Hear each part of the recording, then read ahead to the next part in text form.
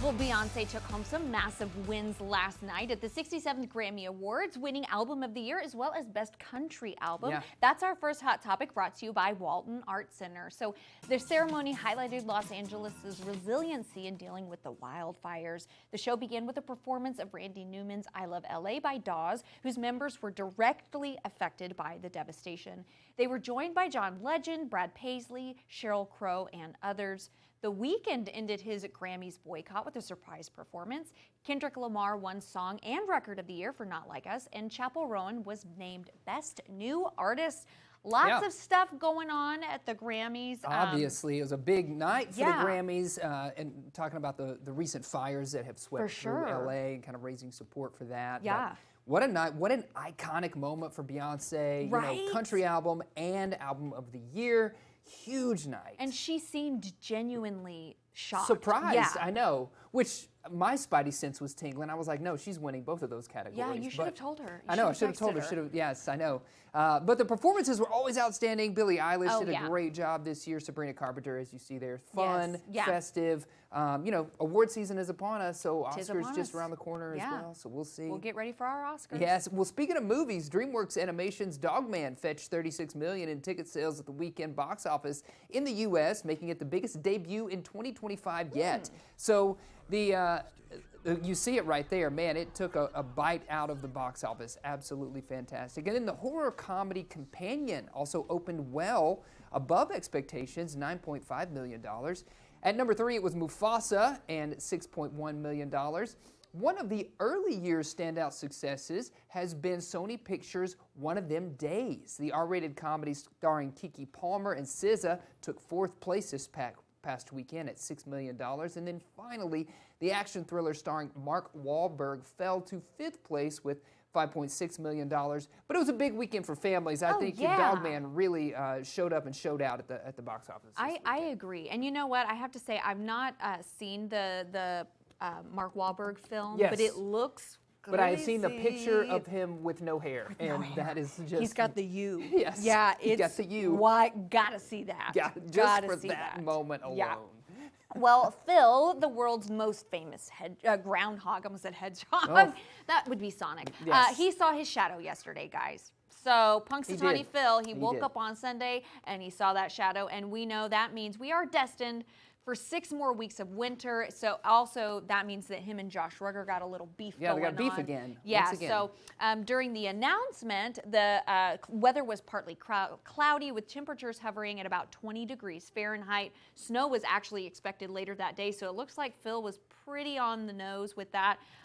His prediction actually takes place ahead of Groundhog Day, at a place called Gobbler's Knob, which is just outside of the town, and it's done every year since 1887. So this was the 139th year. Wow! But still a cutie, though. I have to say, I'm not beefing with Phil because he's so cute. Hey, I'm not beefing, but I am a bit confused because yesterday was so beautiful here. It was almost 70 degrees. So thinking if we actually will have 6 more weeks of winter here in Northwest Arkansas. I don't know. Maybe a Philly groundhog doesn't know what's happening down here in Arkansas. Come on, Phil. I don't know.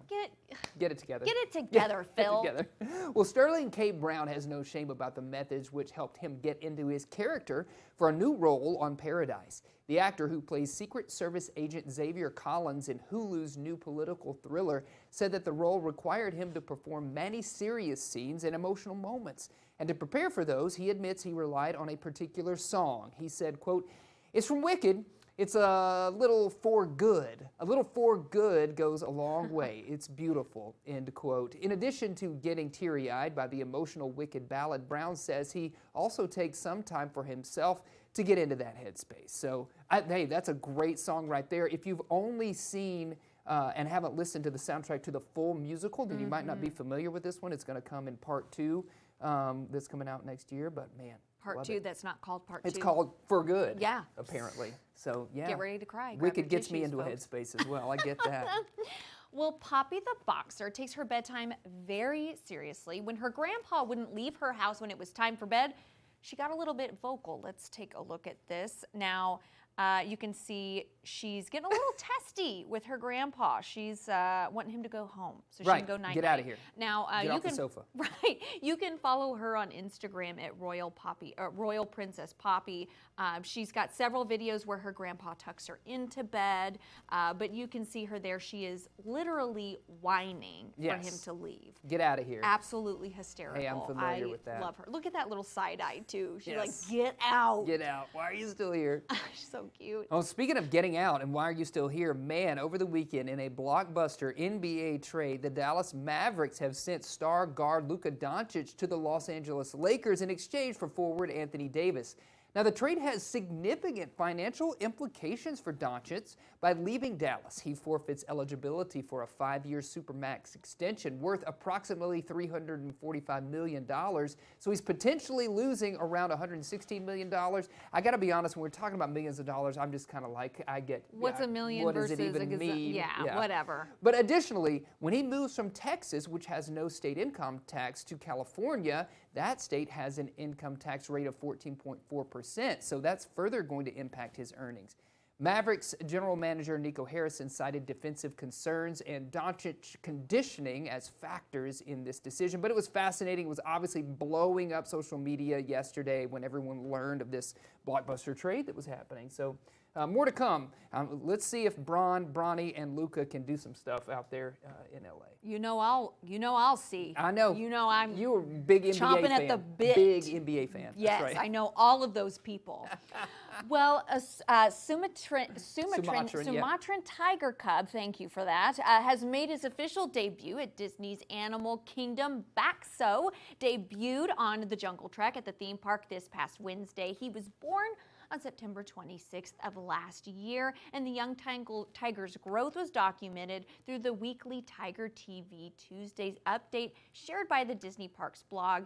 Now, he is the first tiger cub born at Disney's Animal Kingdom in 7 years, and there are less than 600 of this type of tiger in the wild and in managed care across the globe. You can catch him now at the parks. He's so stinking cute. Beautiful. All right, so let's get into the Pro Bowl this year. The 2025 NFL Pro Bowl took place yesterday in Orlando, featuring a thrilling flag football showdown where the NFC triumphed over the AFC with a score of 76-63. Detroit Lions quarterback Jared Goff led the NFC with 126 yards and 3 touchdowns, earning him the offensive MVP title. And of course, it's bragging rights at the Manning house because Eli took down Peyton one more time, 3rd year in a row for that to happen. So I know you know all those players too. That's right. It was fun. It was a fun day to watch sports. A lot of sports news. We're going to be talking a little bit later about the Hogs in Kentucky. Now, I do know this one. Okay, All right, I know that one. Good. Keeping up.